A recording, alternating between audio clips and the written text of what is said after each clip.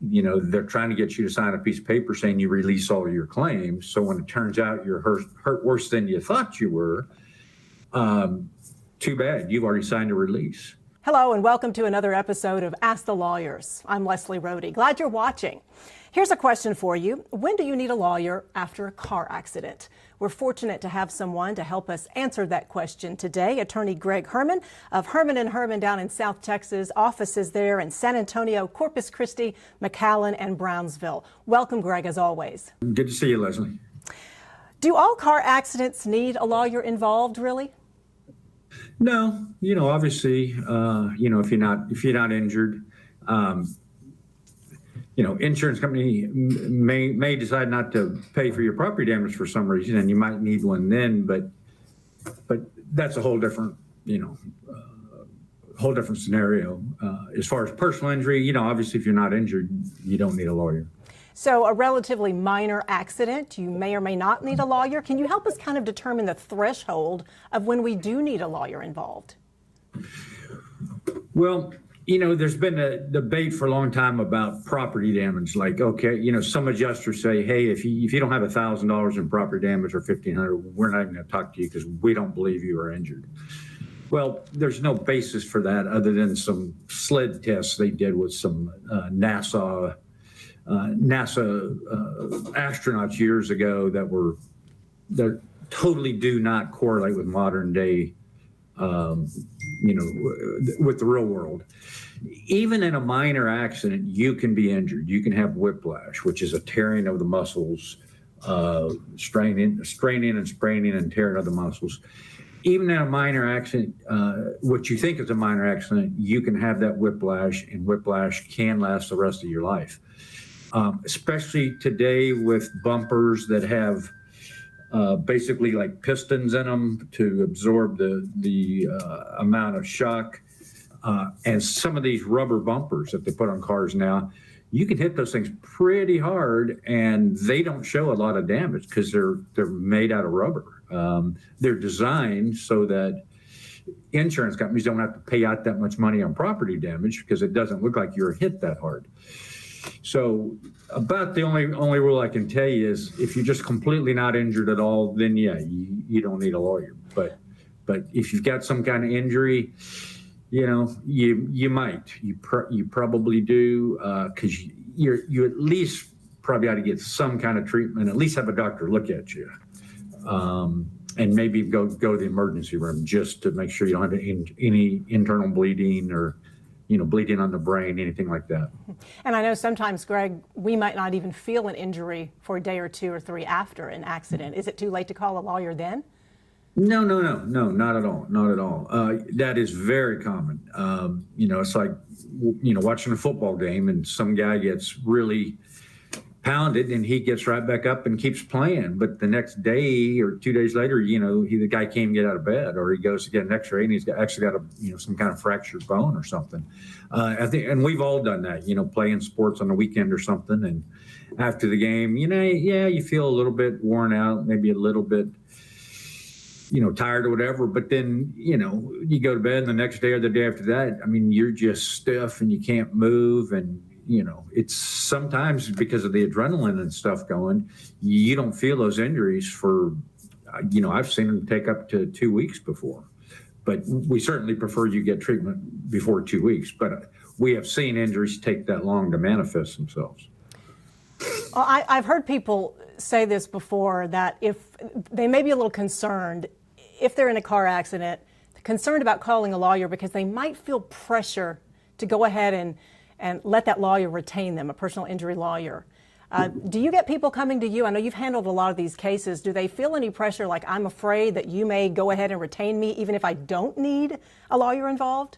No. No good lawyer is going to do that to you. Now, the only thing we do tell clients is if you're going to hire a lawyer, you need to do it pretty quick, because what happens is evidence disappears. Usually at the point of impact, I think we've covered this before, but at the point of impact, there's debris that falls. And so you can go out and figure out exactly where the point of impact is. In bigger accidents, there may be pieces of the car or pieces of the tire that you want to preserve. Well, those have a way of disappearing. Witnesses disappear and you can't find them. Just, the longer you take to start investigating something, the harder it's going to be. Just like a cold case, a case that's 30 years old, it's going to be a lot harder to solve than a case that just happened yesterday. So that's the only thing we tell people is, look, even if you don't hire us, just, if you got a significant accident, hire a lawyer as soon as you can so they can start investigating. What are some other values in having an attorney in a case like that? You mentioned that some of the evidence could disappear. Of course, law enforcement investigators only have so much time on the scene as well. But what are some other values in hiring an attorney like yourself? Right. Well, of course, we send our own investigators out to the scene and we take pictures. We take pictures of where the sun was. We take pictures of any obstructions of anybody's view. We take pictures of the light sequence. We take pictures of all the traffic control devices. But, also the attorneys know the law and they know, what's recoverable and what's not as far as damages go. And, if you're just trying to deal with an adjuster on your own, these adjusters have been trained and the adjusters pretty much know the law too, even though most of them didn't go to law school.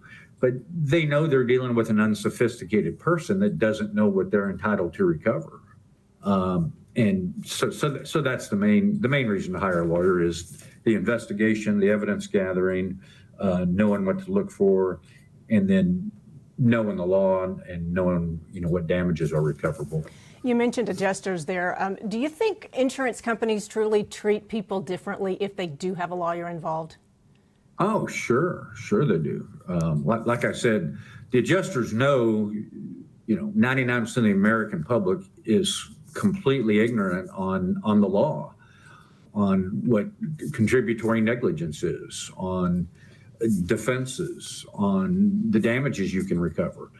And they're going to pull all kinds of stuff, and they're going to try to get you to sign early before you know the extent of your damages. We see it all the time. Adjusters run out and write a guy a check for $500 or $1,000 and say, here, you're probably not injured, but we're just going to give you this money anyway. Well, insurance companies don't stay in business by just giving away money. They're trying to get you to sign a piece of paper saying you release all your claims. So when it turns out you're hurt worse than you thought you were, too bad, you've already signed a release. But once they get that letter from a lawyer saying, do not contact my client anymore, he's represented, all those kind of shenanigans stop immediately. So I've been involved in a car accident. I may be hurt physically. I'm emotionally distraught. I probably am a little bit confused. Can you take us through maybe just some simple 1, 2, 3 things to think about, or just the first things to think about that I should do right after a car accident? Well, of course, the first thing would be, get call the police first, number one. If you're seriously injured, call 911, get an ambulance coming out there. If you're able to get all the insurance information of the other driver and get his name and, get a copy of his insurance card, take a picture of him just in case later he says, that wasn't me driving. Somebody else was driving my car, because we've seen that happen before, especially if a guy or gal is drinking and driving. Lots of times they say, that wasn't me. So take a picture of the guy or gal. Take a picture of the scene. Take a picture of the debris. Take a picture of where the sun is. Take a picture of the sky. Is it a clear sky? Is it a cloudy sky? Take a picture of the traffic control devices. Take a picture of witnesses. If there's any witnesses around, get their names, get their addresses. If there's any obstructions, obstructing your view, obstructing the other guy's view, get pictures of that. Just do a 360-degree rotation, of the whole surroundings, and go around the perimeter and take pictures around it. The more evidence you gather, the better. And if it turns out it's your fault or something, well, so what? I mean, the adjuster's going to claim it's your fault anyway. But if it's not, now you can prove it. You've got photos, you've got witnesses, you got pictures of the driver, you got everything you need. So that really should be on your mind is, hey, this person may try to deny it and say it wasn't him or he wasn't at fault. And if he doesn't do that, the adjuster and insurance company may try to do that. So besides taking care of yourself first and getting the police out there, the number one thing on your mind is, hey, I'm here. Why not gather evidence before it disappears? And then that evidence I know would be helpful to a lawyer like yourself. You could call a lawyer too, right there on the scene, I suppose, at one of your offices. You sure can, and lots of times people do that. They'll call us right from the scene, and we'll send somebody out there immediately to start taking pictures and interviewing witnesses. That's great to know. Always great information, Greg. Thank you so much for spending some time answering our questions today. Sure, thank you, Leslie. We thank you all for watching this episode of Ask the Lawyers. Reminder to you, please go ahead and subscribe to our YouTube channel so you can see all of these episodes. Check out AskTheLawyers.com when you're ready to choose a lawyer that lawyers choose.